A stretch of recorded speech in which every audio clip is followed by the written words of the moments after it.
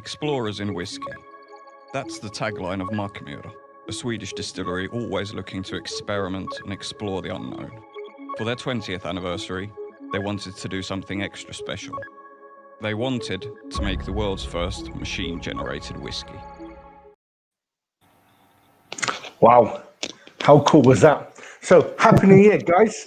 Good evening and welcome to this special edition of Mackmyra Life. Co-hosting with me this evening, as normal, is my good friend Rich. Happy New Year, Rich.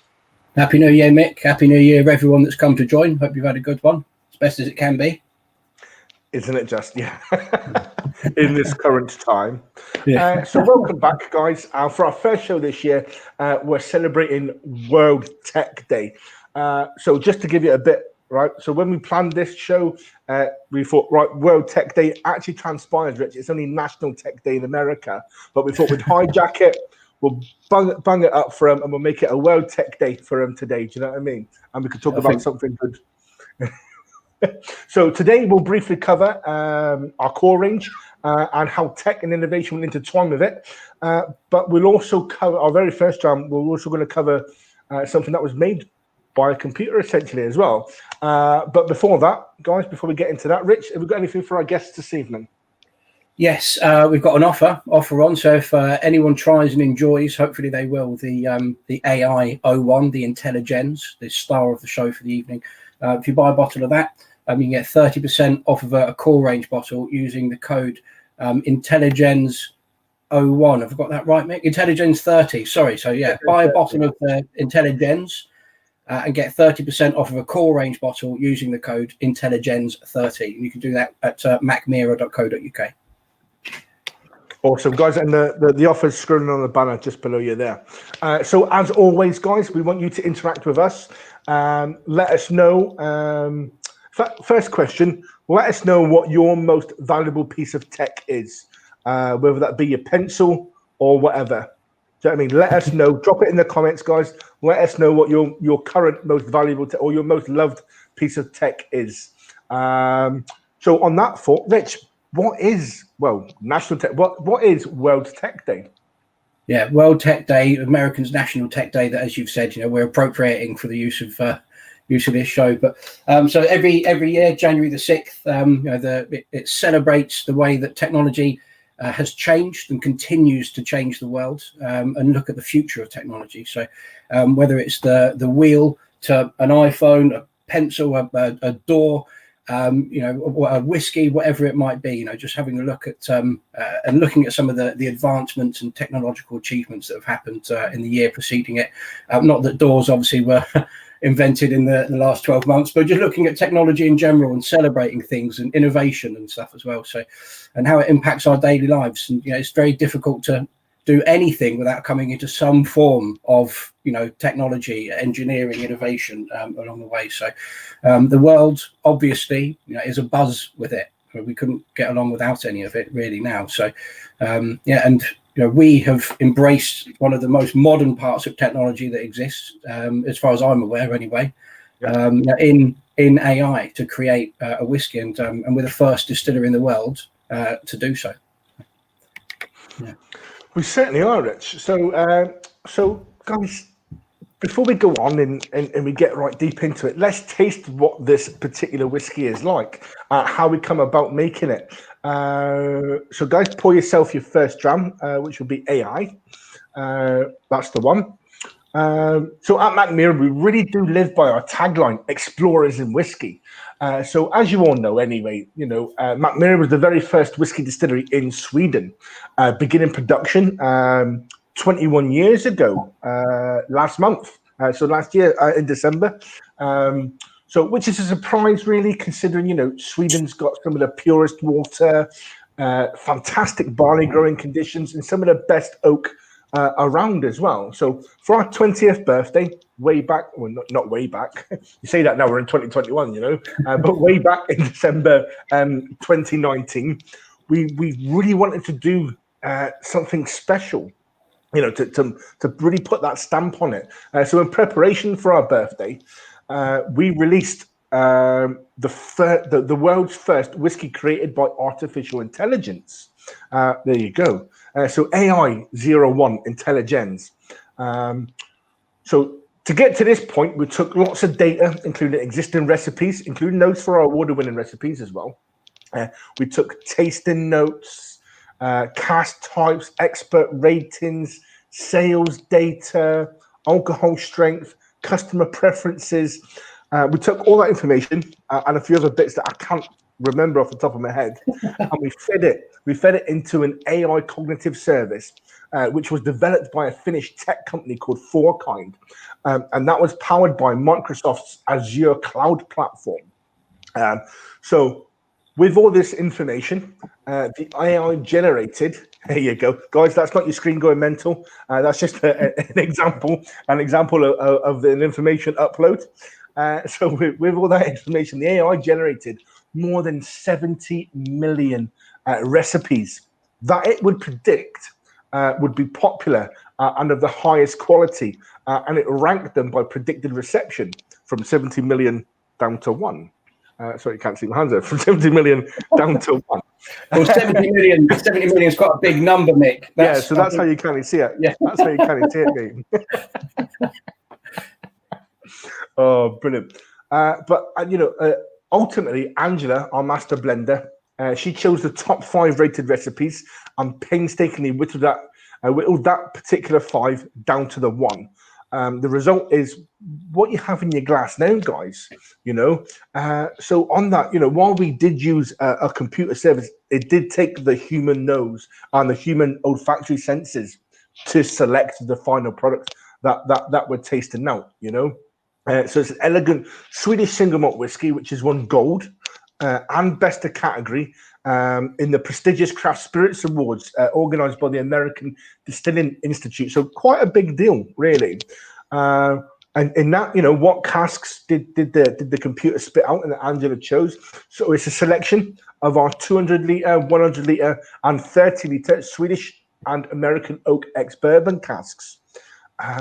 So let's dive into that a little bit, guys. So, I'll give you the official tasting notes. You make up your own mind what you go by, etc., guys. Okay, so Angela tells us on the nose we've got toffee and creamy vanilla, fine Oloroso tones and fruit with citrus, pear, and apple. So quite the cornerstone of what we find in Mackmyra, really. Herbal notes of aniseed, ginger, white pepper, with a light tone of toasted oak. So that the ginger and the white pepper tends to be from the Swedish oak influence, really. Now the important bit on the palate. Skål. So carrying on with vanilla, fine oak notes, fruits with citrus and pear. What else do we got? Herbal spices with slight tobacco leaves and a very very small hint of smoke, which is quite strange, really. I personally don't get that on the flavour at all. And on the finish, fruity and oaky, slightly salty with a dryish end. Yeah, I would agree that I personally don't get the hit on the end. So before we open, what do you reckon, Rich? Do you get that bit of smoke through it? I find that bit of smoke in here. Yeah, I think. In the Yak Liquor, our most recent seasonal whiskey. I've been on quite a few tastings with that, and people have found a smoky element to it, or they can detect it. I've never been able to, and in that you've got toasted, charred casks that can give you a bit of smoke, but also the smoked tail recipe that goes into it. And I've never been able to find any smoke on that Yak Liquor. But on this, for some reason, I can. I don't know if it's perhaps some of the other flavours are just allowing that smoke for me to come through a little bit. But I was quite surprised when you said a moment ago, not surprised, but when you said you couldn't spot it, because to me it was. It's always been immediately there. This is a whiskey that I actually owned before starting, working for us. And as soon as I tried it, I found a bit of smoke in there. So perhaps it's just the way that this is balanced and blended together. The various different casks by Angela. It sort of allows it to come through for me. And I've always enjoyed that part of it. I like a bit of smoke. Yeah. Definitely. So before we open it up to everybody else to chime in with these bits, we're going to play a wee video for you now of our critical reception of AI. What has been the reception to this AI whiskey? I think for the most, very positive. A lot of people say, I was a bit skeptic when I hear your story, or now that I've tried it. The ones that have tried do love it. And when I've explained how we work, they feel comfortable that it's still the master blender who is mentoring. But it sounds like there has been some pushback, perhaps, to the industry really innovating here. People who said they liked us before, but now that we're doing this, they are disappointed in us. But I think that's just not knowing what we stand for. And, we like progression, and if we can tell the story and they like the whiskey, that's even better. What does the current rate of adoption of technology look like in the whiskey making industry? In the blending part, not so much. Keeping the magic traditional. So what are some of the other ways that AI could potentially help? If you feed all your data, how the casks are, when you want to take them, like a super assistant who tells you how many casks to fill and how many casks to buy and how many casks to bottle, and not only for the blending, but you could probably have it in all the fields of whiskey making. What are your plans for the future of whiskey and AI? Well, if I told you, I would have to kill you. So, luckily enough, no murders were committed. No, yeah, during the filming of that film. So we checked in before this. No, they're very much still around. Those two girls from Microsoft come over to interview Angela. I think that was interesting. Good to see. And there's a full video of that available as well. One of the remarks that Angela said then about that some people were put off because all of a sudden we'd done something with AI. I had the opposite reaction when I found out. When I think Mickey, you're a member of the Somerton Whiskey Club, I believe. Yeah. So November, I think it was December 2019. I had an email from them saying that they were doing a deal. If you bought, they do some discount on the AI bottles, and that was the first I'd been aware of the fact that anybody was doing anything with AI involved at all. And I was immediately intrigued. I thought it was I knew Mackmyra before starting and before this, this moment I'm talking about now, as a progressive or an innovative brand anyway. And then when I saw this, I was hooked. I was hooked on it. I thought it was just a brilliant idea. I think in the full video to that, if not something that Angela said to us when we've been talking, Mick, is the reason for doing it, and why bother doing it. Is it just some one-off, experiment or gimmick, to use, a silly word like that? Hopefully not. But one of the most labour-intensive parts of creating a new whiskey and having a new one to bring out and a new release is trying to work out what recipe to put together. Yeah. Especially for us, where we're a flavour-led distillery, we don't have 10-year-old, 12-year-old, 15-year-old where you can only use something that age or older, and you have something that's. Most releases from distilleries might be all ex-bourbon with a sherry finish, for example. If you look at most of our recipes, they're relatively complex. They can have a number of different cask types or previous cask contents and sizes involved. It takes a long time, a lot of trial and error to try and build something new and release something good. How do you know what's going to be good? So yeah, that was the idea of it. Feed in all the data points you mentioned at the beginning to try and sort of save that time a little bit, I guess. So Angela's still doing everything at the business end of it, as you mentioned. Yep. She's nosing things, she's doing the quality control, making sure that she's happy with what was being released. But she just saved herself a job in the lab, having to try and blend all these things together and come up with random recipes. I think that's very forward thinking and an excellent use of technology. And don't forget, just because it says it should work on paper doesn't mean it always will. It's the same if you reverse it. Just because it shouldn't work on paper doesn't mean it won't. You know what I mean? Totally. Because you might get that example that actually, that should work on paper, and you go to try it and you go, do you know what? There's something quite not right there. Do you know what I mean? Yeah. Well, one of the things that Angela said as well is when she was, had this list of 70 million cask recipes of various different things, of quantities, sizes, previous contents.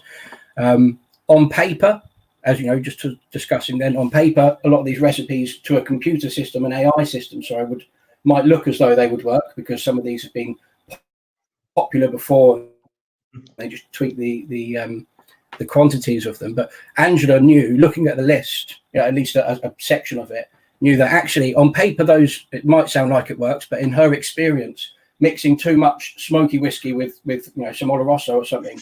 I know that for me, that's actually quite a good recipe, to be fair, those two mixed together. But she knew from her experience with all of our casks that not everything. Sorry, yeah, I know we are. No, yeah. But she knew that, so some recipe combinations wouldn't work actually that well in practice. So that was an easy way of her whittling down that 70 million all the way down to 5, eventually, 70 million down to 35, remove a few other parameters, say, I don't want this, I don't want that together. And that removes another, 10 million or so all the way down to the bottom. So very much a team effort between, AI, Microsoft and Angela together. Definitely. Most definitely. What do we have comments? Oh, sorry, Mick, I was interrupted. And I was just going to see what people had for their favourite tech. Yeah, so we've got a couple of people who said they got an Oculus. I must be getting a bit old now because I have no idea what it is. It's obviously something to do with seeing. Is it a telescope or something, or binoculars? I think I don't have one, but I believe an Oculus is a fancy VR headset, virtual reality headset. Okay, cool. I think noise cancelling headphones. Yeah. Who had not Jordan? Yeah, that is one of the best things that I've ever owned. 100%. I've got various different Bluetooth headsets that I walk around with, and the noise cancelling ones make a big difference. I've got a building site opposite me, so those headphones have changed my life. I'll say that. Yeah, so that's a great shout. Yeah. Well, maybe not changed your life, but definitely increased your chances of or decreased your chances of going insane over lockdown, my friend. Anyway. Yeah, maybe. Yeah. Well, changed my life in a minor way, but a positive change. Yeah, a positive effect for sure. Yeah. And so Kevin said as well, he's got some VR headphones as well. I take it. Carl has an Oculus Rift, and it's glorious.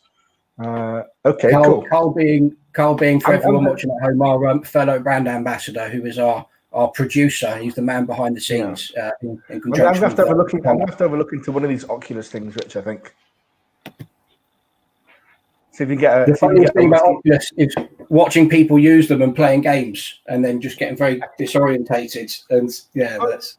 I can see if they brought out a virtual whiskey festival yet, and you can put it on and take a walk around a whiskey festival or something, That would be, mate. Let's talk about that after, Mick. Me and you might do it. I think we might have to do that, guys. We'll have to reconnect with our AI tech company partners and see what we can do with that, guys. Yeah. We've already done step one, Mick, because you've just learned what an Oculus is, so you're on the way. Exactly. We're getting there, mate. We're getting there. Brilliant. So, guys, keep these comments coming in. Happy New Year to yourself, Martin, as well. Keep these comments coming in. Absolutely fantastic, guys. We'll get to your questions when we can. Brilliant, Kev. I shall definitely check it out for sure. So, guys, what we're going to do now, we've covered the AI part. What we're going to do now is we're going to take you through our core range. Now, I know some of you are going to be familiar with our core range, but we're going to take you through a core range with an abridged history of Mackmyra. But we're going to put it really into relation of innovation and the technology we used when we come out with those particular expressions. So what I'm going to do is I'm going to pass it back over to Rich to kick us off with the first one. Yeah, that's it. Well, this is actually the second one. Yeah.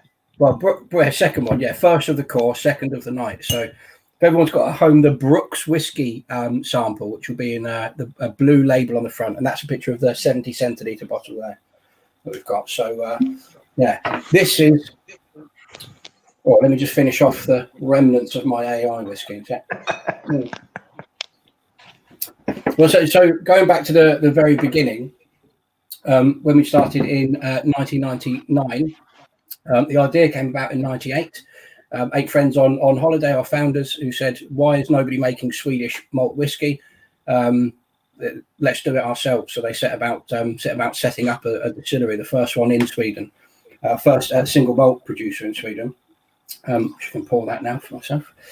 But from the very outset, they were focused on creating something that was quintessentially Swedish. They'd researched how to start from the very beginning by visiting a few Scottish distilleries. But they didn't just want to be another Scottish distillery that was somewhere else producing the same thing, but just with a different address, in a different nation. They wanted to produce something that had a Swedish stamp on it. So the first thing to do with that is make sure your ingredients come from Sweden. So the journey began with local barley, local spring water, and as much as we could, Swedish oak as well. So making use of that. And we'll talk in a bit more detail about Swedish oak as we progress and move on to the Svensk Ek as well. And at the very beginning, thanks to a lucky coincidence, sort of discovered 30-litre casks, or the benefits of them. For us, it was we had a very small still when we began. They engineered it themselves from a replica that they got from an agricultural museum, but it only had a capacity of 100 litres. And anyone watching now who's been to any sort of distillery on a tour before, that is, I mean, that's something that someone might have in their shed at home. And in fact, they did. It's where more or less it was. And the heart cut that we took was only 30 litres inside. So fill it with 100 litres of spirit to distill, and then we would take 30 litres at the end. So we would only be able to fill a 200-litre cask with 6 or 7 distillation runs. And after a few months of that, they thought, this is bonkers. Let's just make smaller casks so we can fill a 30-litre cask each time. So that's just another example of innovation from the early days of Mackmyra's existence. And those 30-litre casks we discovered allowed the whiskey to mature more intensively and to develop more quickly, because it had a greater liquid to surface area ratio. So much more intensively. And the first proper distillery that we had was the Brooks Distillery at Mackmyra Brook. It's about 12 kilometres west of town city called Gävle, about an hour and a half north of Stockholm. Mackmyra, translating for those who haven't seen our tastings before, more or less into midge swamp, a bug of the bog, midge bog. That is, I think I've just always cracked me up. I like to just sneak that one in. Yeah. But Brook, so the Brooks Distillery and the Brooks Whisky has a lot of different translations, and so the older one is the one that's sort of got attached to our distillery because of the age of it, and that's industrial useful is Brook, or Brooks in Swedish. So after being in that distillery, we moved in 2011 and opened in 2012 the Gravity Distillery, which anyone's heard of. That's another piece of technological advancement. But when we moved into the Brooks Distillery from our gardens and sheds, I say ours, Mickey trying to take some credit for it, the founders' gardens and sheds. We moved into the Brooks Distillery that Carl popped a picture up then. That was previously a mill and a power station. Got 2 stills from Forsyths in Scotland. So that's the Brooks Distillery there, the white building at the front, red building just behind it, big stables, and then small village. You can see the residential area just off to the side.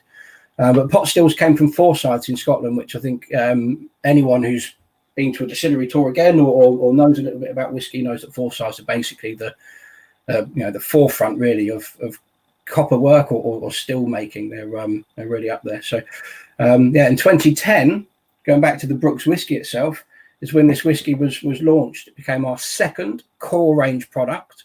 The first core range product that we released was the Mackmyra First, basically, which is first edition. Sorry, thanks, Mick. Which is evolved in and became the Svensk Ek or Svensk Ek, the orange labeled bottle that you've got coming up in the tasting. So that's it. So cask makeup for this. I mentioned earlier when talking to Mick about some of our recipes, what casks we've chosen to go into a particular release. Can be relatively complex and have some. I thought you were waving at me for a moment. No, just in hi to Ralph. Well, Mick, we've been together for 25 minutes. You've made a window for waving. Yeah, wish me happy Christmas in a minute. I'm sure. Yeah. But yes, a relatively complex cask makeup. So 200-litre casks of First Fill X bourbon with 100-litre casks of Swedish oak with our elegant recipe in as well. 100-litre casks of sherry, Oloroso sherry, and then 200-litre ex-bourbon casks again, but with a mix of element and elegant recipe, our unpeated recipe, and our smoke tail recipe, which is a pretty, I don't know, is it an innovative thing, the smoke tail whiskey, Mick? I'd argue it was. It's certainly not a common practice, so yeah. I would definitely go for innovative for sure. I think I'll put it in the category in that we didn't sort of create it. Every distillery probably has this. People that mix between or go between an unpeated spirit run and a peated spirit run. I think, as far as I'm aware, we're the only ones that actually mark the cask. So smoke tail, whenever you hear us at Mackmyra talk about smoke tail recipe for for the spirit recipe, that is if we've done a few runs of peated whiskey, that stops and we're ready to do the unpeated. So you get into the stills and you get all the equipment and you scrub it out, you clean it, but there's always that peat just sort of lingers. It's why you always have a peated whiskey at the end of a tasting, because that peat will linger around, and no matter how hard you clean and scrub, it's very difficult to get rid of it in its entirety. So what Angela decided to do was mark the first few unpeated spirit runs that we would do that would just have this sort of residual smoke element with it, just that hint of it in the background, but makes it perfect for blending purposes for her, for mixing things together. So 200 litre first fill bourbons, 100 litre Swedish oak, 100 litre Oloroso casks, and then 200 litre ex-bourbon again with some of that smoke tail recipe in there. So I've never been able to find the smoke in this, Mick. I was talking about the AI one, but never been able to find it in this. I'm sure some people are able to. But I've had a few people on tasting said that they can pick it out. Yeah. But again, I'm so guys, let us know. What can you pick out that smoky note? So it reminds Jordan of Penderyn Celt. That's not a bad comparison, I suppose. Penderyn is a very very good whiskey. I'm a fan. So hi to the guys down in Wales. I say down because I'm up in Glasgow. Rich might say over and across and up. Over in Wales, I might say, yeah. But let us know in the comments what you're finding. Any notes that you might find on this. For me, people probably had enough time while I was talking there to nose it, make their own minds up. But bananas and orchard fruits, and when I say bananas, it's just time and time again those foam banana penny sweets. Bananas all the day. Every time I put my nose in the glass, that's what I find. Yeah. So you're probably all wondering, where's the innovation coming in this? And for me personally, Rich, you spoke about the smoke tail thing.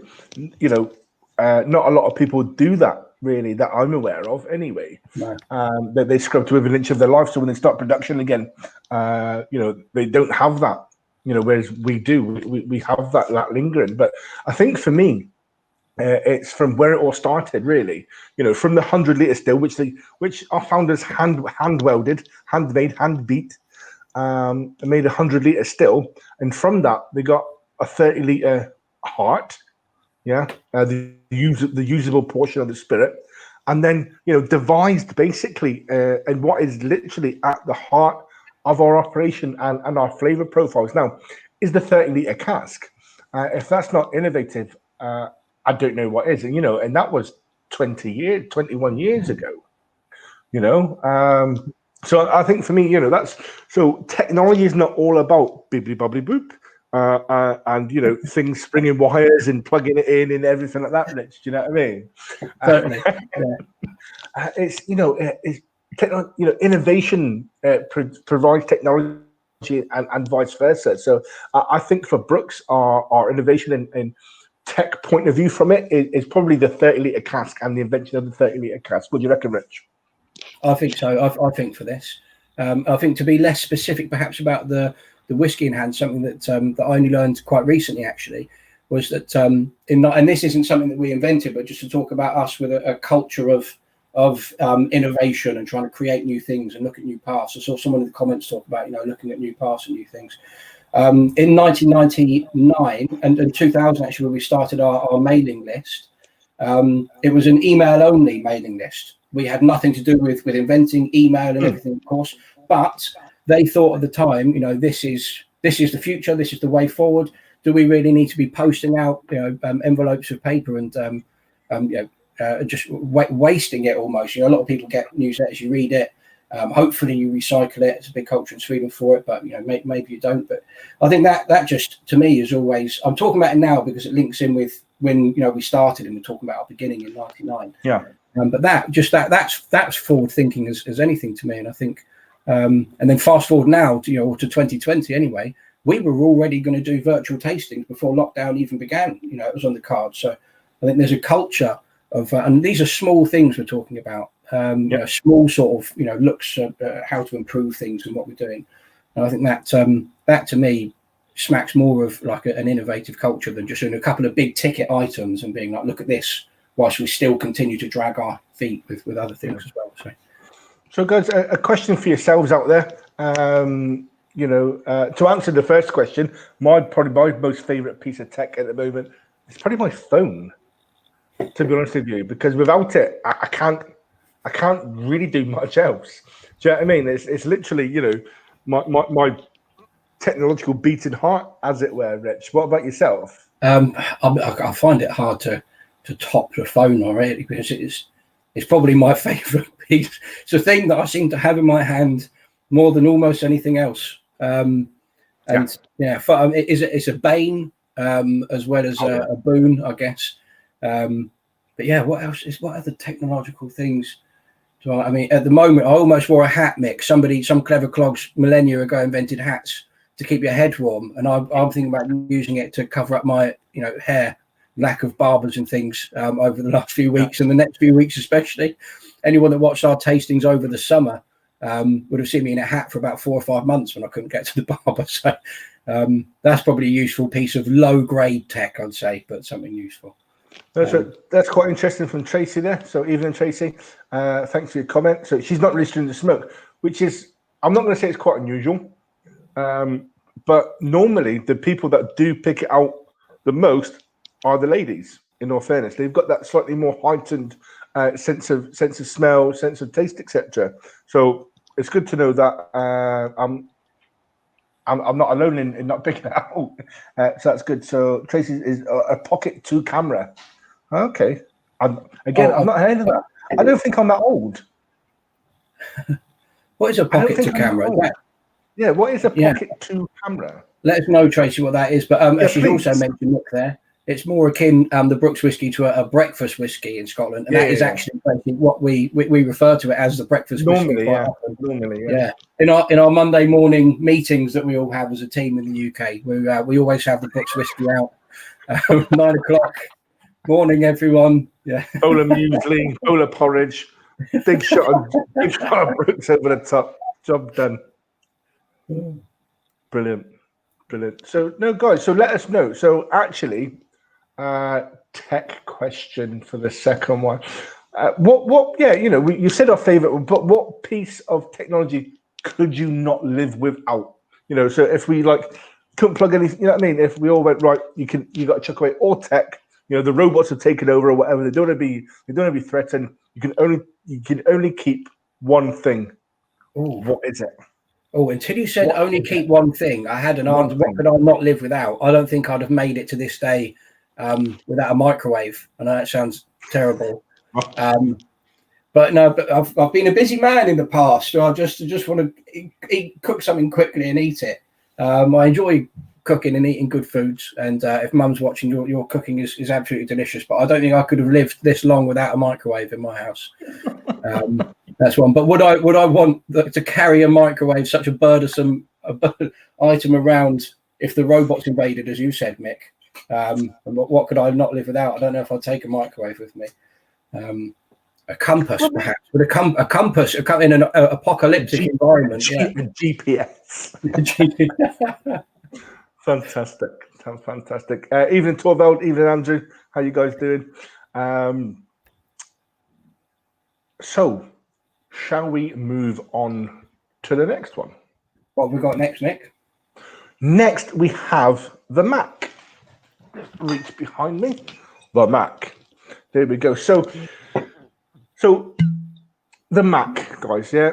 Today, Mackmyra produces whiskey, of course, with the same curiosity and experimental zeal as we did 21 years ago. But now it's in a groundbreaking gravity distillery, which Rich touched upon earlier.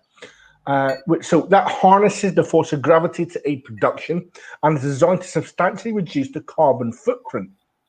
Guided by the historical knowledge of whiskey production, Mackmyra employs its own methods to create innovative products using our 100% Swedish ingredients. Mac was the first release to be made entirely at our gravity distillery as well. The eco-friendly gravity distillery in Mackmyra Whiskey Village, there she is, was completed in 2011, becoming the company's second full-scale distillery.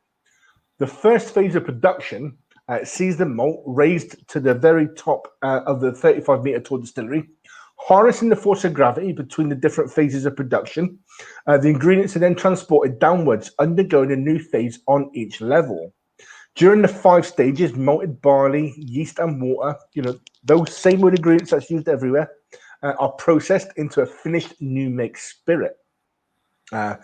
Although the distillery simplifies large parts of the production process, separating the heart of the new make spirit, or the usable portion, is a craft which requires experience and intuition. So with a well-honed sense of smell, the distiller seeks aromas that indicate when the time is right to cut the heart, to cut the head, the heart, and the tail. As you can see Jimmy doing there. So the final product comprises around 800 litres of 70%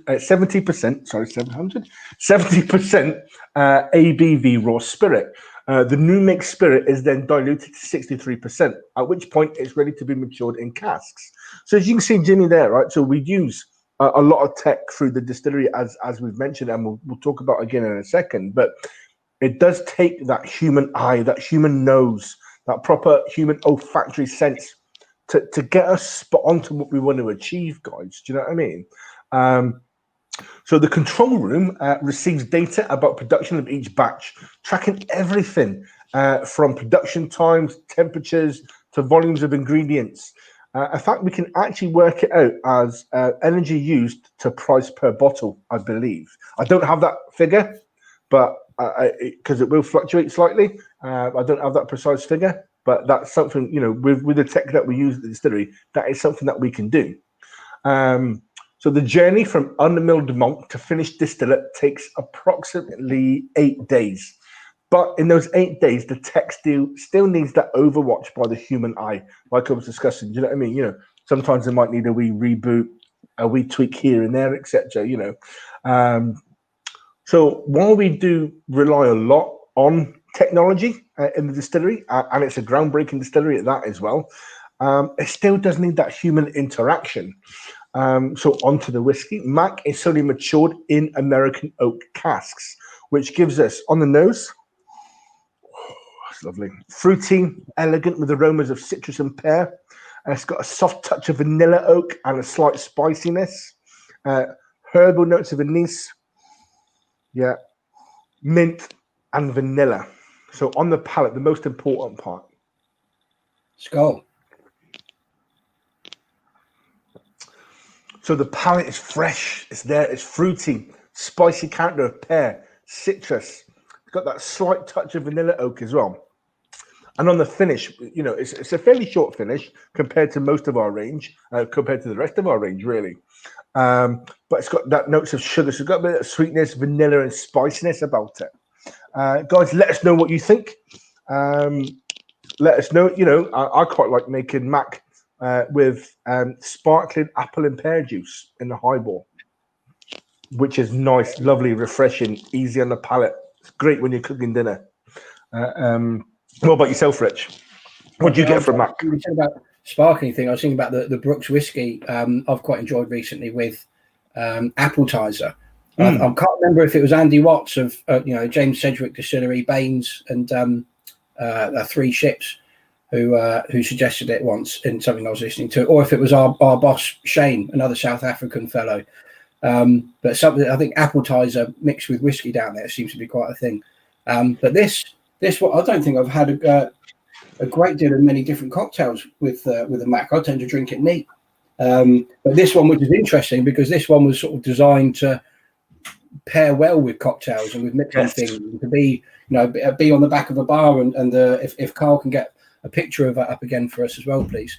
You see the sort of the label, the vibrant label, sort of designed to stand out behind a bar so that people can see it. You can see, I think, just between Mick and I, you can see. There we go. So it's made to sort of stand out. I think in Selfridges, this is the one that sells the best. Just looks vibrant. People want to pick it up off the shelf, I think. So it's designed to mix with things, but designed to be able to be mixed with things. But I drink it neat. I haven't been too innovative with this one, Mick. I'm sorry to let the team down. Yeah. That's okay, mate. That's not a problem at all. So, I mean, Tracy's agreeing as well. So, Tracy Roberts, hi, Trace. Thanks for your interaction there, pal. It's really appreciated. So, she agrees. It's probably a bit too easy drinking, Chase. What do you reckon? It's very fresh, short finish, and very quaffable. So I'm gonna say before she says it is that she thinks it's probably too easy to drink. Really, it is 40%. It is chill filtered. It is color corrected, guys. But that doesn't mean it's a rubbish whiskey. Okay, don't write it off because of those facts. I've left that fact to the end to make sure that you try the whiskey first before you have any preconceptions. Don't write whiskies off because they're chill filtered and color corrected. Mac is our only color corrected and chill filtered whiskey. Brooks is slightly call it cool filtered, but everything else we do is natural color and natural ABV, basically. Sorry, not chill filtered, not color corrected is what I meant to say.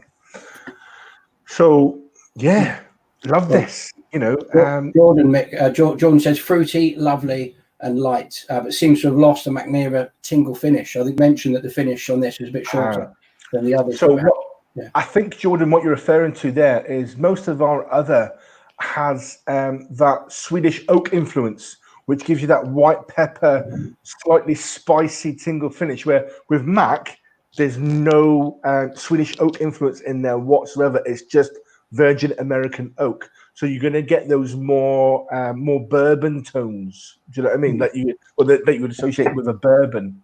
This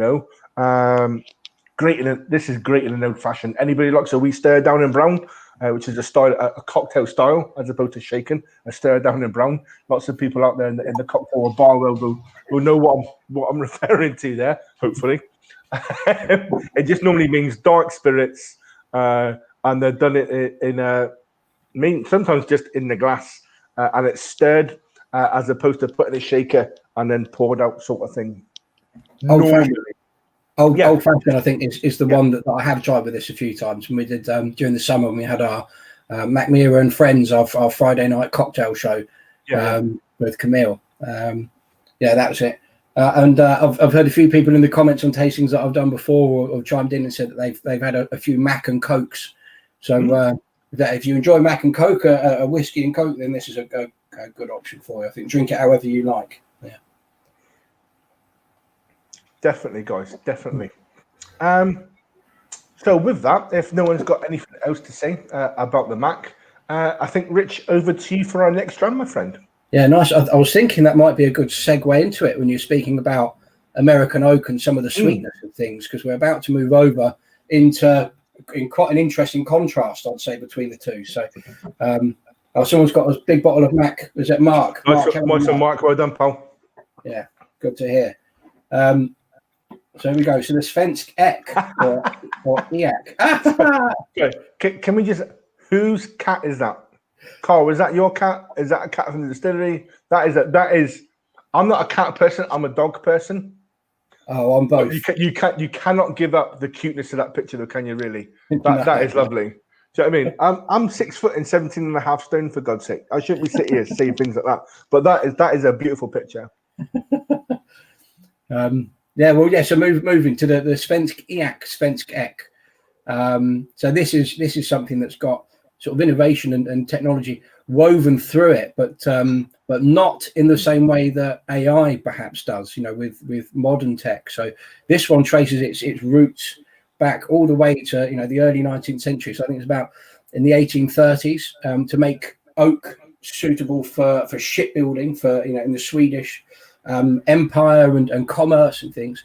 A big program was begun or undertaken to plant hundreds of thousands of oak trees to try and expand the navy and expand commercial ships. And obviously back in 1830, the technology available to them was building ships out of oak. It was wood. It was that. But they took it was to make trees that were suitable for building ships. So in the UK, obviously we had a big naval power, and there were people whose job it was to go around forests and mark trees, as it is, to this day in certain places, to go around and mark trees that were suitable for felling, to then go off and be, turned into ships. But some clever clogs, when they were planting a lot of the Swedish oak trees, and in particular on the island of Visingsö, which is where we get our original oak trees from, they developed a way to try and encourage the trees to grow as straight as possible, and have as few knots and branches and things obviously coming off halfway up. So in the middle of the rows of oak trees that they built, they also planted other species of trees. So ash, beech, elm, maple, silver fir. Any others, Mick? I think that'll do as a list. But silver fir is the one that always springs out at me, just because it just sounds lovely. Yeah, it does. I think it's a good one to end on, so I'll leave it there. But a mixture of different trees, and they planted them in the middle, so that that would encourage the oak trees to keep climbing further and further to look for sunlight before thinking, oh, this is a great place to have a branch. So encourage the trees to grow in a straight way, which I think that is, to say that that's not innovative, I think you have to be mad. That when I found that out when we started, Mick, I just thought that was fantastic.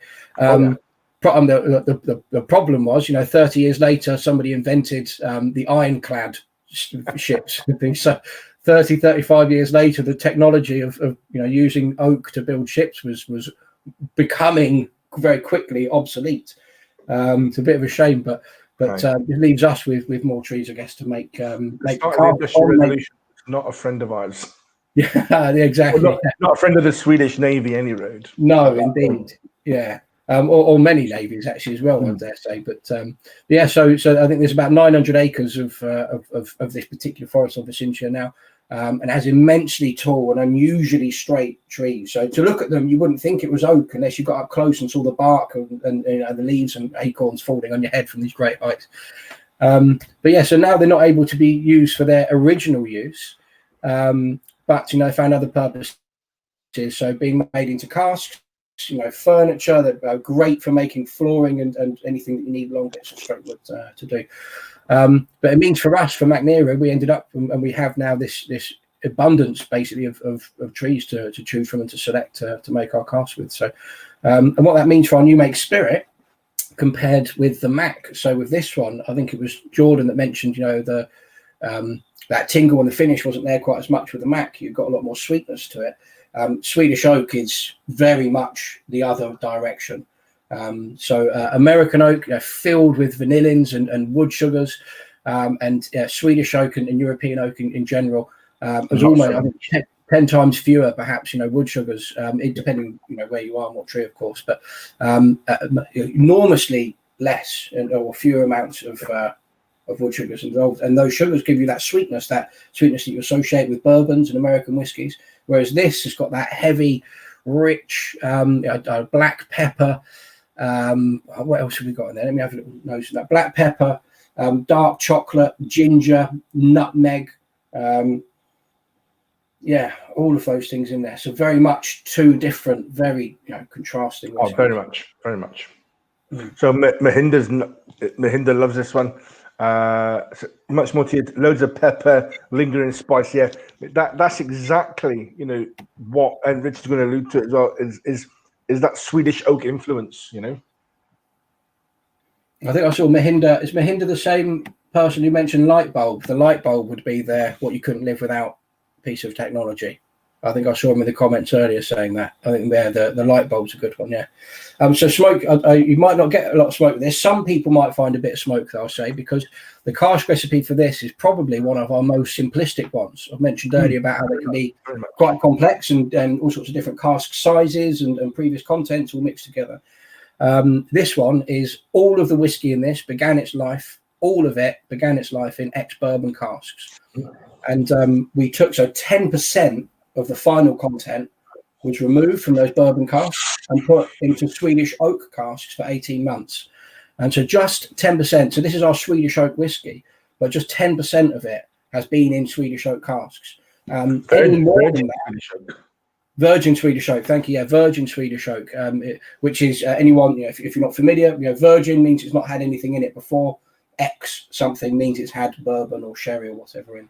And when you use a virgin cask for something, you'll just get an abundance. It's just huge influx of characteristics coming from that cask because it's not, released it into any other liquid before. So, yeah, 10%, just 10%, but that's all you need to make this so different from the rest. And any more, any greater length of time or greater quantity of liquid being put in there, just might make it just sort of too overpowered, because it is so powerful. Swedish oak really is such a powerful influencer when it comes to wood comes to. Very much. Any notes that you get, Mick, that I might not have mentioned, or we see me hinder? I'm very much on this. As I always say, I'm not great for tasting notes and picking out stuff, but I always get the white pepper on this, on the nose, and on the palate, and on the finish as well. And I think that's lovely. To me, that's lovely. I'm a guy that will sit down with my roast dinner on a Sunday, heaps of gravy at the top, and then a nice liberal dose of the white pepper over the top as well. So I'm a big fan of that personally. I don't keep white pepper in the house. I've got a lot of black pepper. I think white pepper used to make me sneeze so much when I had it on chips at school. Wow. I just haven't had White it. pepper on Tracy chips. said. So Tracy likes this one too, full of flavour. Yeah, I would agree there. And a little more of lingering flavour with a hint of wine gums. That's an interesting one. I say very good. Nice and also quaffable. I'll take that. Karen as well. Hello, Karen. Has a virgin oak been charred, and if so, how much? Yes. Perfect question, because I actually wanted to talk about the anniversary cask as well. So what we can see here, this is an anniversary cask, which to us is ex-bourbon staves and then heavily charred Swedish oak ends. But when we make our Swedish oak casks, exclusive Swedish oak, yes, heavily charred. So what you're looking at here is the inside of the cask end, and you can see it's charred black, and we've cut grooves into the middle of this. That allows a greater liquid to surface area ratio to try and sort of encourage interaction between the liquid that's maturing inside and just able to create more surface for it to interact with while it's maturing. So brilliant question, and yes, and it has how much? It's a heavy char, so I think was it level 4, Mick? Level 4, level 4. So what American would call an alligator char. Yes, especially when we do the cask. It's not so obvious in that picture with the cask end, but when we do the staves, it's very much a heavy level 4, very much the alligator char. That's it, alligator. I was looking for alligator, and that's why I was sort of pausing because I was trying to get that alligator word out. So thank you. Yeah, I nearly went crocodile. It's okay, mate. That would do for me. That would work for me as well. Do you know what I mean? You get just getting that description out there at the end of the day, mate. It's also. Oh, sorry, mate. I was only going to say, because talking about virgin cask a moment ago, when you're using a virgin cask, I think it's incredibly important. It depends what you're making and things, obviously, but generally speaking, very important to char or toast at least, but char really of a virgin cask. It gets rid of some of the elements in there that you might not want. It activates some of the other things that you do, as well as sort of increasing that surface area ratio at the same time. So because the Swedish oak casks that we use, we've coopered them, they're specially made for us. No one else has ever used them before. They need to be charred, definitely. Yeah. So with the charring, guys, what that allows to do as well, especially with the deep char that we do, it allows a smoky flavor to come through, as opposed to a peaty smoky flavor, if you get me, so that's always quite nice and unusual. I think that's an interesting point, because sometimes people find you've got a completely unpeated whiskey, forget smoke tails, forget any of that, whatever brand it is that you might be drinking. Some people can sometimes find a little bit of smoke in a whiskey that shouldn't have any of it in there, or shouldn't have any of it in there, but then they do. And that's, if you're finding it and you've ever been confused by it, if you happen to have been, that's the reason. The reason for it is that heavily charred wood, or that charred, or whatever level of charring it is. But that's probably why you're getting a bit of smoke. Yeah, definitely, without question, without Rich. And I enjoy talking to those people, because generally I don't tend to pick that up normally. So I quite enjoy talking to those people and finding out what they have for their dinner, and what flavor, because these people are very, very, the ones that can pick up those very, very subtle smokes are very, very fine tuned in the palate. I like to ask them, what wine do they drink? Do you know what I mean? To get these big flavors and things. I love having conversations with these people that can pick up what we call a subtle smoke flavor that I totally just don't get, and I would call you a liar for saying it was smoky. And they go, oh no, I enjoy having conversations with those people. It's fascinating. It really does change your outlook on stuff as well. So guys, another question for you to get you interacting. What was your favorite bit of tech from your childhood? Oh. What was your favorite bit of tech from your childhood? I've got one for that, Mick. Almost immediately, without I might change my answer if I was to sort of sit here and mull the question over a little longer. But I think for me it was the Master System 2. It was the Sega Master System 2, and then subsequently any games console that came after. Yeah, the Master System 2 for me. Have I frozen? You're frozen on my screen. Am I still? Is it just me? Carl, give us a little shout in the comments if it's just me, and I'll take over. I imagine it might be that I've crashed and nobody can see me anymore. Mickey's frozen. Okay, thank you, Carl. And I'll just say as well, that cat, looking at the messages from Carl, our man behind the scenes, our fellow ambassador, that was his cat. So yeah, very interesting there. So let us know in the comments, I suppose. Mickey asked a question, if hopefully he hadn't frozen for everybody before he had, but let us know what your favourite piece of tech was from your childhood. For me, as I said, Master System 2 had Alex the Kid built into it. I can't tell you how many hours I put into that. However many hours I was permitted were invested heavily into playing that game. And then Road Rash as well when I upgraded to a Mega Drive. So yeah, Sony Walkman from Rob Ralph, beg your pardon, Rob. Sony Walkman totally. And then when the CD players came out, the anti-jog, what do they call it? The anti-jog, the anti-interrupter gadget. Someone can help me with that word, hopefully, if they can. Yeah, Mickey's gone. I think Mickey's gone for everyone, so just me.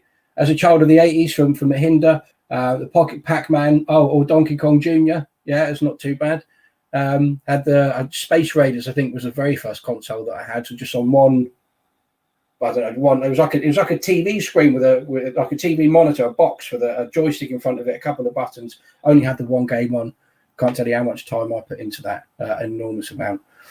So while you've got some of those coming in, please do help me out now that I'm on my own, and let us know what your favourite pieces of tech were from when you were kids, and I'll try and get to some comments as we go. But might be a good time to move into the final whiskey of the session, the Svensk Rock, or Svensk Rock. In Swedish, you have that umlaut over the O. You're looking at So Svensk Rock. Thank you, Carl, for the picture. So Svensk Rock translates into Svensk Rook, as in chess piece or bird. Here we go. Is Mick back? Mick's not back, but I'm in with you, mate. Oh, hello, Carl. Thank you so much. Let's innovate, mate. I don't want to just sit here just perform some big monologue and sort of force everyone to listen to me going. That's all right, mate. You've got to mix up with these kind of things. So I'm afraid you're not going to have my pretty face here, but I'll join you anyway and do my very best for you until we can try and get Mickey back. Appreciate it, Carl. Thank you very much. And while everyone's pouring that, Carl, can you tell us the name of your cat and how old it was at the time? Yeah, so it's Mac. So we watched a lot of It's Always Sunny in Philadelphia over lockdown. Yes. A great show. So Mac, MAC, Mac. And obviously I started working for Mackmyra. It just seemed like a perfect fit. He looks so adorable in that picture, but he's actually a little bugger. He's all about climbing up stuff, tearing stuff down. He's knocked a couple of bottles of Mackmyra over in his time as well. So, he looks cute, but he is a bit of a bugger. Some great content as well. It's about as dysfunctional as...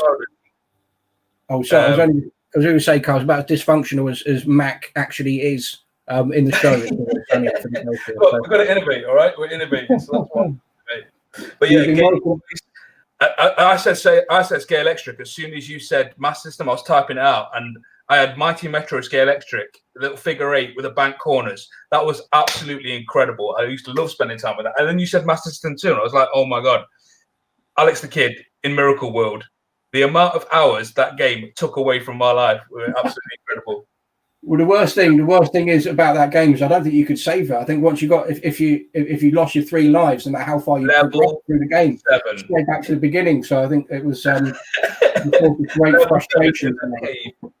in that cave, that was the one that got me every time. Hello, Jordan. Yeah, hi. I'm the guy in the background usually.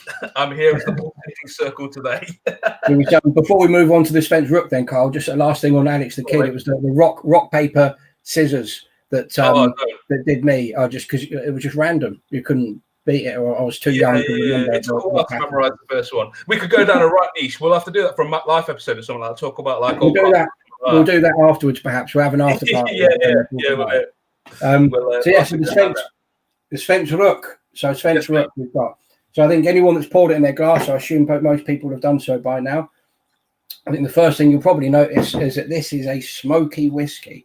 If that was a surprise to anyone, smoky whiskey. So Spence Rook translates into Swedish smoke.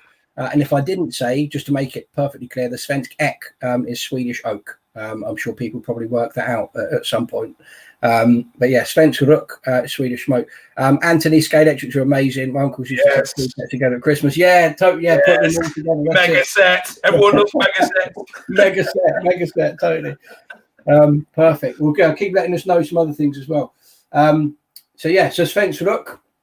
So this, we talked about the very beginning, the inception of Mackmyra, from 1999. It was December 1999 that the first spirit came off the still that we built. And I mentioned at the very beginning that they wanted to make something that was quintessentially Swedish, innovative and doing our own thing. So with this, rather than, they found out quite early actually that you couldn't get smoky barley from anywhere in Sweden. There was only one maltsters at the time, I believe might even be so now, actually, Viking Malting, which is near Gothenburg in the southwest of Sweden. They're the only people that actually malted barley, for making beer or whatever it might be. But they didn't have any facility for smoking their whiskey, for the peated flavour into it.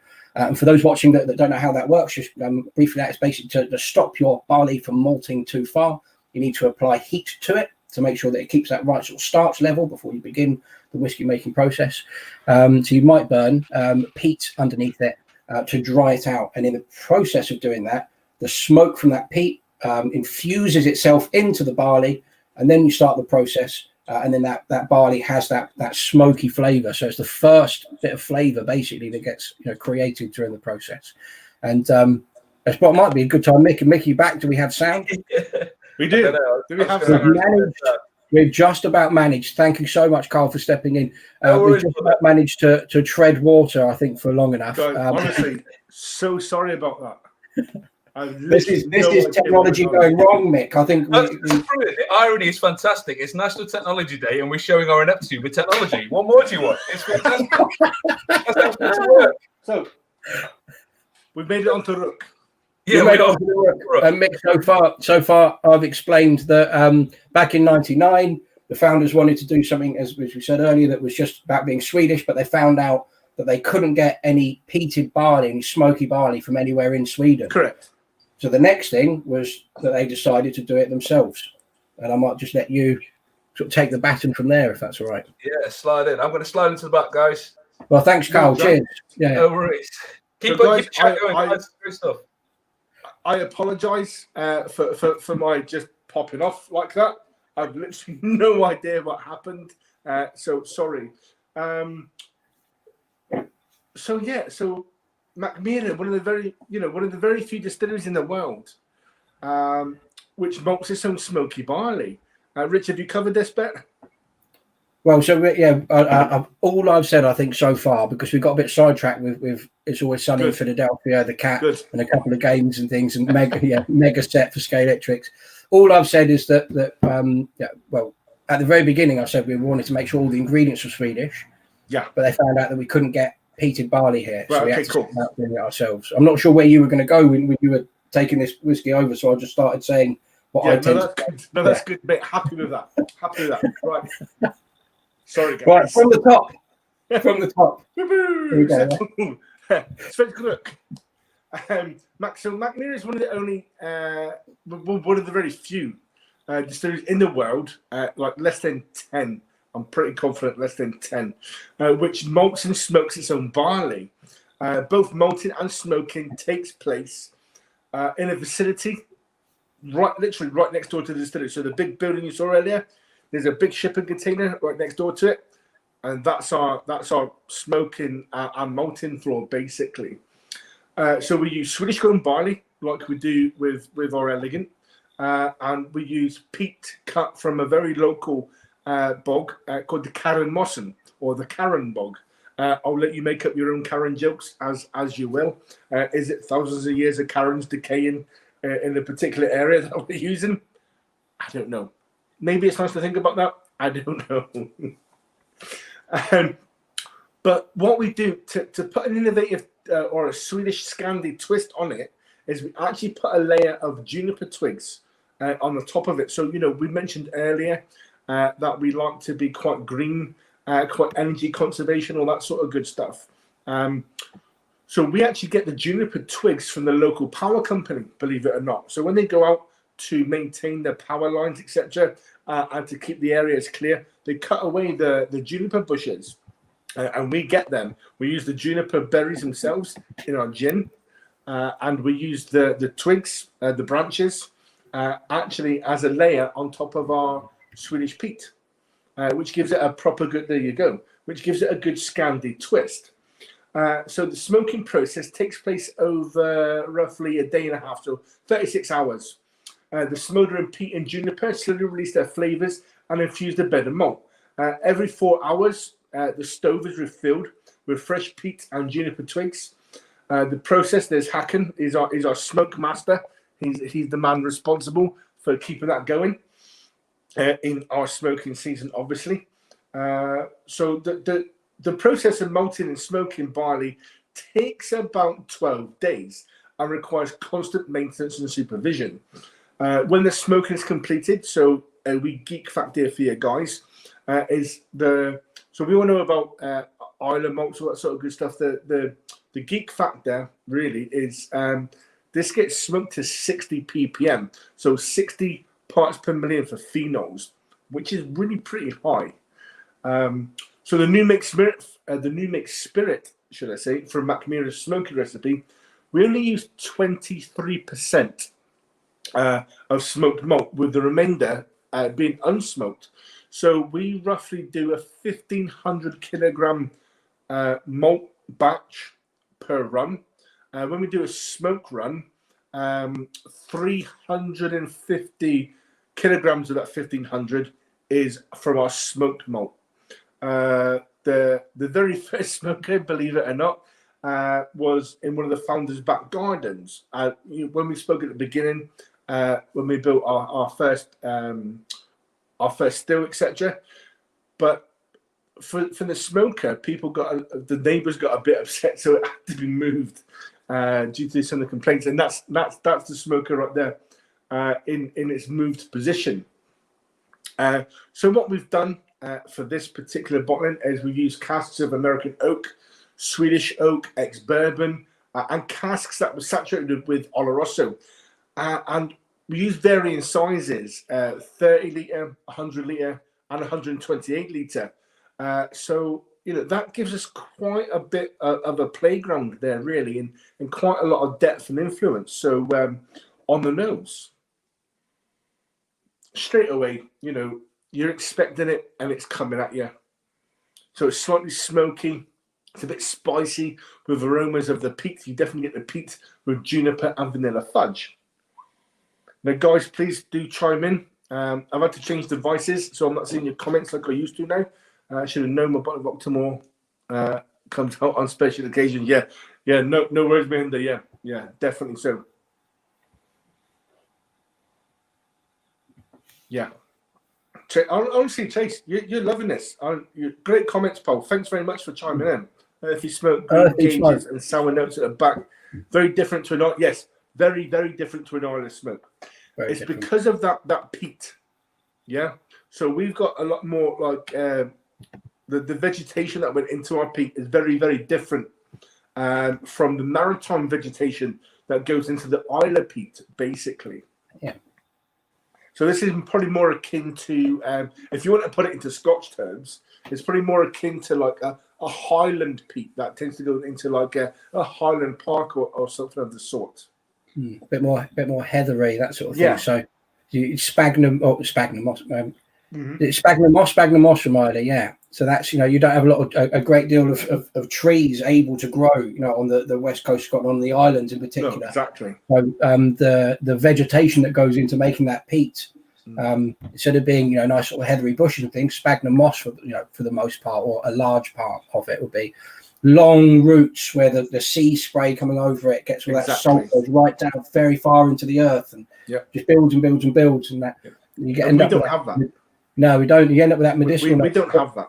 Well, interestingly, whenever the Baltic Sea was still over, or sort of had submersed the parts of East Coast Sweden where we're from, the Baltic Ocean did cover where Curran moss and bogs were, but a long time ago. And we only use like the top layer. We use white peat. It's called. It's not actually white, but it's called white peat. It's the most sort of immature of all of it.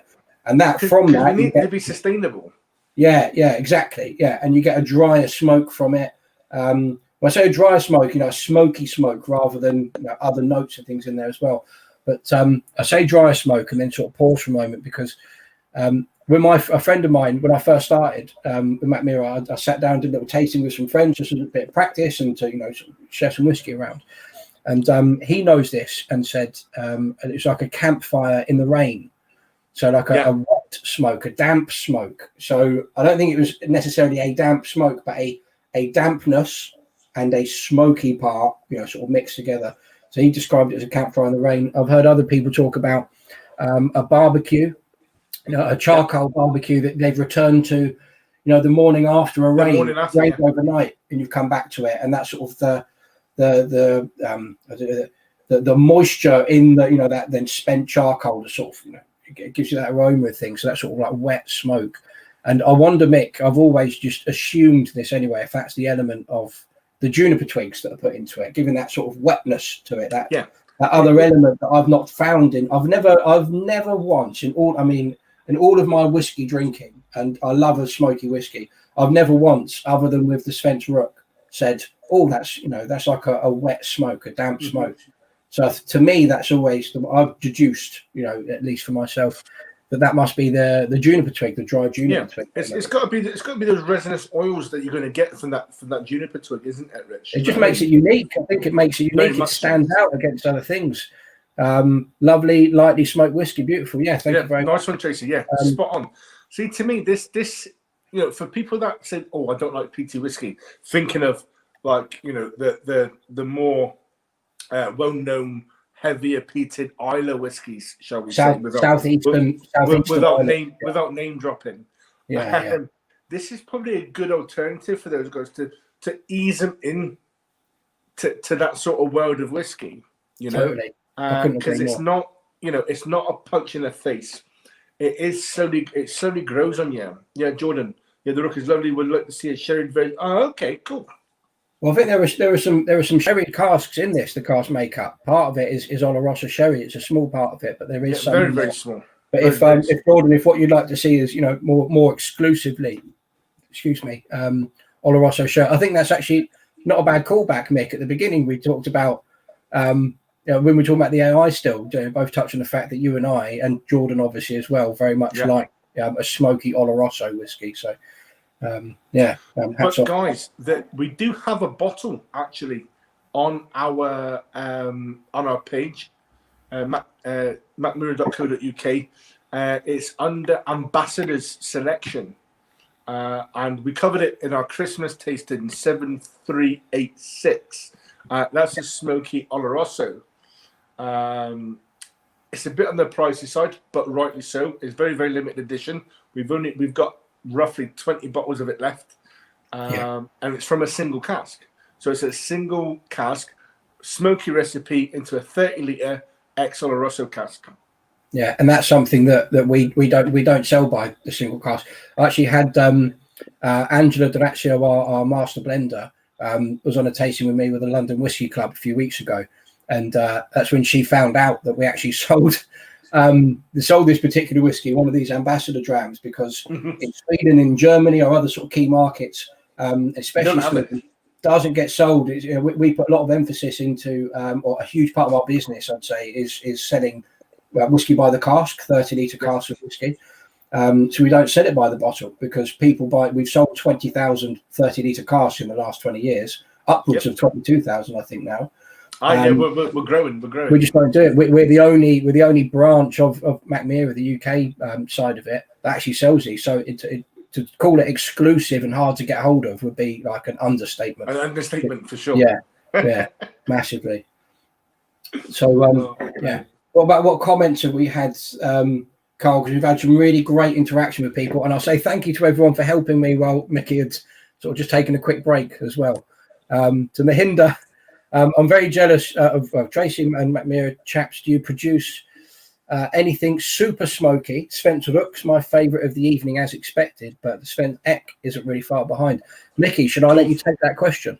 Yeah, for definite. So Mahinda, so you're gonna have to shell out a little bit more than you would do normally for a bottle, but for our reserve cask members, basically we offer you can choose your wood, so you can choose a Swedish oak cask. Yeah, so the Svensk Ek element, you can choose that Swedish oak cask. You can then choose to have what we deem as extra rook or super smoky, where we actually double the amount of smoked barley that goes into that. So you're up to like 50, just below 50% of it. So that should dial that up quite a lot, really, and then store it in the forest warehouse for say 4, 5, 6 years. And that's all available on our website, by the way, guys. Yes, it is slightly more than a bottle. You can't just take a bottle of that, granted. But if you like it, there's a good chance that maybe 5 or 6 other people like it. So you're chipping together, and there you go, single cask ownership without the weight. And we've also got our reserve cask program as well, which offers you choose the wood, you choose the liquid that goes into it, you choose how long it's matured for. So yeah, but by all means, please do have a look at our private cask program as well, which allows you to pick a cask that's literally available now. Myself and Rich and our colleague Matt Chambers, we offer some one-on-one guidance if you want to drop us a mail or something like that, and we can take you through stuff. We can send you out a wee taster pack to get a rough idea of your feelings and what you like. Umpteen conversations with you. There we go. So what was that? Smoky Oloroso, 47.5%, which is a good. And that was the bit you can literally design your own label for it as well. It's very personalised, guys. Very this one, there's one I made earlier. Oh, there we go. There's both Richard's on there, yeah. second. So this is there's one. two opposite ends of the coin there. If you can see so my camera doesn't focus brilliantly, but you can see that the title Whisky Circus is a Glencairn in the shape of a whiskey, circus tent. Glencairn shaped circus tent. A couple of Glencairns here as cannons. That's a club that I'm in, the Whisky Circus, where we bought a cask together and had this wonderful, colourful label. And then as Mick showed you, at the other end, sort of elegant and dark quite and simple as well. So. Yeah. But all the information is on there, guys. All the information is on there. So let's have some more. If there's any more questions, Carl, pop them up. But what I'd also like, there was quite a few people. I saw them commenting, but I was trying very hard to keep things going as well. When Mickey did have his little break, if you've got the people who helped me out by writing in what their favourite bit of tech was from a kid, if we could have them in a moment as well, that'd be great. Just have a little run through and see what people are interested in. But Tracy, to answer Tracy's question, I think I wouldn't rule it out. Stay tuned. Stay tuned, I'd say. There's been 2 Swedish releases. I'm sure Tracy's probably aware. There's been 2 Swedish releases. 144 and 145. Yeah, that's it. Yeah, back to back. Of which I've tried the 145, and that was delicious. So setting a high bar. I believe that's Schmergen. I think it was. Yeah, I could be completely wrong. Well, big up the Swedish whiskey. I think we're Mackmyra men, obviously. Nick, you and I, but we're whiskey men before we are anything else. I'd say. So, Sorry to stay funny there, but Mahinder, I think he's on a bit of a high into that film with his good lady friend. Well, Mahinder, I would say that if you've got any friends to go in on stuff, I think there was about 15 of us that went in on the cast that I just mentioned, the Whisky Circus. Yeah. So, you end up with 5 or 6 bottles perhaps, because 30-litre cask, you might get anywhere from 45 to 55 bottles perhaps out of it. But if you've got a few friends to go in or something, that's a few £100. That's what was for all of us, and or actually less than that, I think, in this instance, and end up with a few bottles. So if you can get a few people rounded up, not too bad. But Mick, what was your? Did you manage to tell anyone what your favourite piece of childhood tech was? No, I asked the question and then I was out. Yeah, and then disappeared. Yeah. So there was it has to be one of my toys, I think, and I can't remember the brand or anything like that, right? But it was a wee truck, right? And it was like a futuristic looking truck, right? And it had a grabber on the top, right? So it would come out at you like that, right? And it had a wee sensor there, like a Venus flytrap type thing, right? And what it would do was it would go out along the line that you put it on, and it would grab whatever was in front of it, yeah? Turn it on its side, turn around, and walk away. So like back to base sort of thing. For me, that was amazing. Do you know what I mean? I must have been about 10. So that was about, what, 89, 90. Yeah. Honestly, I thought I used to play behind the couch, push the couch out a bit, play behind there so my sister couldn't get to me. So just like old toilet roll tubes at the end of like a 2-meter run and send my wee truck out. It would go out, right, with its wee claw. It would the sensor would touch the cardboard tube.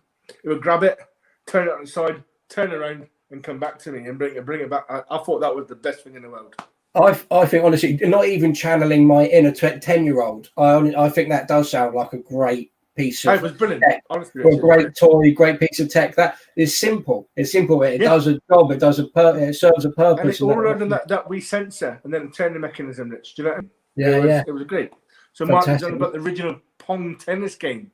I think that might be Tracy might have mentioned something about a Pong game as well. I think maybe Mark that, but yeah, I think that was responsible for a lot of their tube television burnouts. That when you just turn the television off or turn it over channels, it used to burn in. I think it used to burn into the TV. Oh yes, Big Track. What's Big Track? I think that's Big Track. Is Big Track like the mega set that Carl was mentioning with multiple electric set put together, or is Big Track? I think it was. Yeah. Anthony, let us know if it's something other than a lot of. Oh, here is Carl joining us. Carl's just joining these days. So joining in. Yeah, I think that's what the Big Track was. I think that's related to. I don't know if that's a separate toy, but yeah. If you had Scale Electric, you definitely did a multiple track situation with like sets that you added on from like. So that's what Big Tracks was. Yeah, no, the thing I was on about was definitely not that. It was pretty cool though, and there was another one part of it as well. It was like a wee Humvee type thing before Humvees were a thing. Probably just and it had a tiny little remote control with it, right? And it could shoot little discs out the front of it. Ooh, that was pretty cool. That sounds right to me, yeah. I never had a cat or a dog or anything like that. So I couldn't annoy a cat or a dog. So again, in my little fort behind the couch where my sister couldn't get to me, I used to play with that as well. That was pretty cool.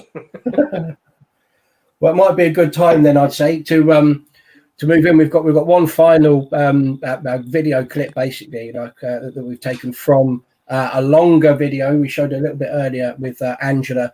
Talking to two guys or two people that have come over from Microsoft to interview and find out a bit more about the AI whiskey and things as well. So I think it was early 2019 that this was shot. So Carl, if you've got that queued, if you could show us that clip for everyone, that'd be great. Please. It's like a chef who just knows about good things but doesn't know how to cook, put them together, and because they are good ingredients, I know that all those together is a waste. So I then gave more feedback, like for example, we wanted a whiskey that was not smoky. because we thought that a non-smoky would be like a nice first AI whiskey. And then we said, okay, so those casks, we don't have them. We used to have them, but we don't have them right now. Back and forth, and then we got like 60 more recipes in the last test round, of which we chose 5, and then we chose this one. You are still very important as the master blender of deciding what actually makes sense to come together. And Yes. obviously, yes. it's still very people-centric. It's the knowledge of the exact type of cask. The AI eventually will learn about that, but for now it's my knowledge. And in the end, the tasting of what we have done that's a human being. So all of those data points for the 70 bottlings, I imagine that could be hundreds of thousands of different combinations. What is the value that you see in leveraging technology and leveraging AI for whiskey making? It's the non-obvious. You get the possibility to test it with the AI, saying, okay, try it. If I like it, it's like, oh, wow. I wouldn't think this would go well together, but it actually did. Oh, is that just me again? Is Mickey here? I don't know. Mickey Tech, who's changed his name to Mickey Tech. This is the camera.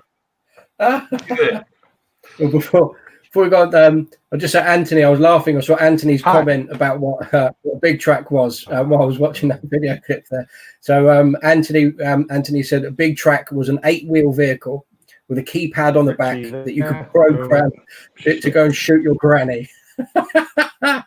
I imagine a very specific childhood memory of technology. I don't remember that at all, but that sounds pretty awesome. I'm miffed that I missed out on that one, but yeah, nice one, Anthony. Thanks for letting us know that. I'll be after the show, definitely.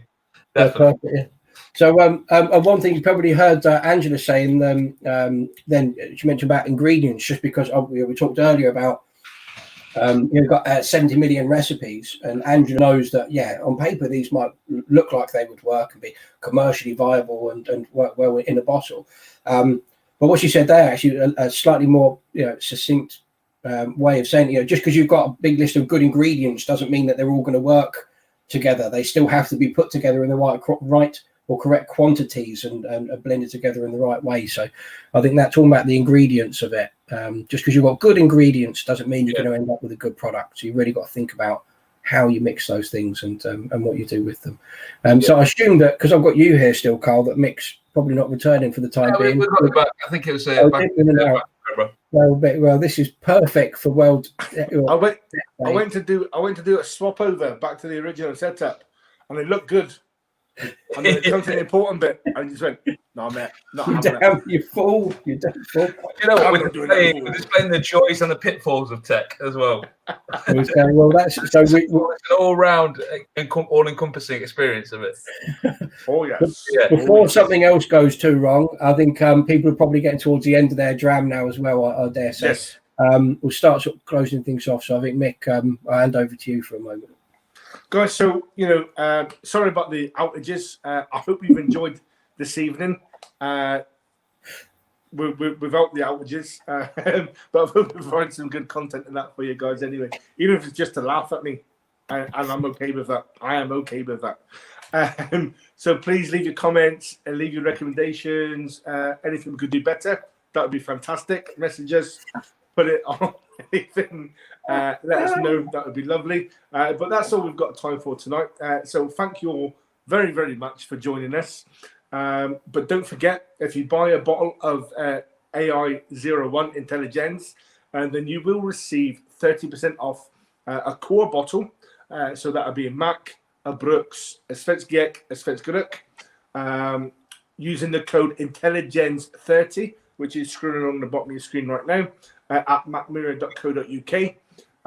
So Rich, while we're signing off for tonight, when are we back on? Yeah, perfect. Well, I say before saying that, I think anyone goes to the Intelligens page on our website where the bottle is, you'll also find a link to the full video where Microsoft came and spoke to Angela. Probably about 10 minutes or so in there, but you'll find out loads of stuff. I dare say, hopefully we've managed to cover just about all the important parts tonight, Mick. But I think there will be bits in there, some more nuanced things, and maybe a fact or two that if you're interested in learning more, go and check that video out. I would say I found it interesting. Yeah. So I did as well. Which I did as well. Yeah. So what we've got coming up next, I think Saturday we're back together, Mick, you and I, for a sold out gin tasting with our 2 gins that we have, as well as our 2 gin cask whiskies as well. As it were, a whiskey cask that has gin in it for 6 months. That's all sold out, I say. And then we've got Friday, the 15th of January. It's on the screen in front of me. I can do it there. I was trying to remember off the top of my head. Friday, the 15th of January, we've got Distell coming to join us. So Distell, a very big drinks company with Andy Watts, who I actually mentioned earlier. He was the man behind Baines, 3 ships in the James Sedgwick Distillery. He's a titan in whiskey, I will go so far as to say. Certainly is. Worked a very, very long time in Scotch whiskey, and then has gone down to South Africa to his native country. Mick, is it his native land? I think he was born in Scotland, then went to South Africa, came back, and then went back again. But that's really sort of grown up. So they're coming to join us. So we're talking about Baines whiskey as well as 3 ships, which has just started being sold over in the UK as well. Andy Watts, something for you and I to aspire to, Mick, was voted or got the accolade of brand ambassador of the year last year. Really? Yeah. That's because we weren't working in brand ambassador.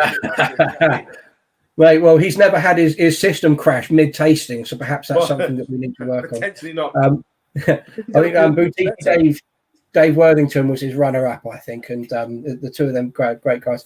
So that's Friday the 15th of Jan at 4 p.m. GMT, because we're trying to get it lined up nicely with South Africa as well. But join us on our Facebook page on Mackmyra.co.uk. You'll be able to find links to it, and our YouTube channel, where some people may be watching now. Then on the Wednesday, the 20th of January, we've got Mackmyra Life episode again with David Anderson, who we spoke earlier about how we have our casks specially made for us, our Swedish oak casks. David Anderson comes from that cooperage and makes those casks. So we're going to find out about. Wrong. I beg your pardon? He is the new man to be in that role. Yes, yeah, the new man. So that I'm particularly looking forward to that. Oh yes, because there was so much about Swedish oak and about the casks and about how they're made that we haven't had time to talk about today. But some things that when we have private tastings with clubs and things, you can spend a bit more time. I relish talking about that and how they're made and the length of time that it takes to make these casks as well, and the craft that goes into it. So tune in on that on the 20th as well, where Mick and I will be joined by him. And I think that's probably us. I think for the next few weeks at least. We've got a busy January and February coming up. We'll talk more about that. Guys, so if you're looking for something to do, look on our social media platforms, especially our Mackmyra.co.uk page. There is a tab for us for upcoming events, etc. Just look there and you'll see exactly where we are. We can only remember and cover so much on a particular show. With that, and drop pin out in some places.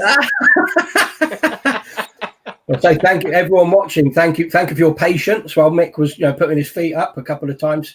Thanks everyone. Thank you so much for your comments as well. I'm sure Mick would say the same thing. Really, it makes such a difference when people interact with us when we're up here, and it's not just Mick and I talking to each other yet again. No. So thank you so much. Thank you everybody. We do that on a daily basis. Do you know what I mean? So we need you guys. Do you know what I mean? We need you guys. So so thanks very much for tuning in and joining in. That is what we have time for this evening. So on a final note, skål. Skål.